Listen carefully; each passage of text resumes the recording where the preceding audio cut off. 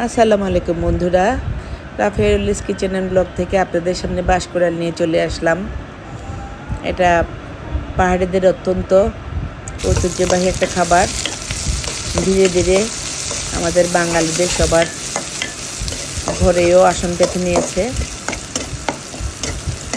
আমি গত সপ্তাহে রাঙ্গামাটি গিয়েছিলাম। আসার সময় পথের বাজারে রাস্তার পাশে পাশে পাহাড়িরা এগুলো নিয়ে বসে থাকে। আমার খুব ভালো লাগলো, নিয়ে আসলাম। ভালো করে পরিষ্কার করে ধুয়ে একটু হলুদ দিয়ে ভাপিয়ে নিয়েছি। বেশি করে রসুন পেঁয়াজ সাদা তেলে রসুন পেঁয়াজের সাথে সাথে চিংড়ি মাছও দিয়ে দিয়েছি।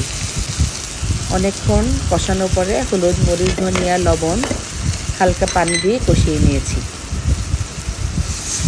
এক একজন এক একভাবে করে, আমিও অনেকভাবে করি। আজকে ভেবে দেখালাম, অন্যদিন অন্যভাবে দেখাবো।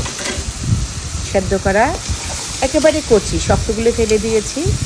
একেবারে কচি যেগুলো সেগুলোই আমি সেদ্ধ করে ভাপে দিয়ে ভাজি করলাম। বন্ধুরা দেখুন, বন্ধুরা ফাইনাল লুক কত লুকলেটিভ হয়েছে দেখতে।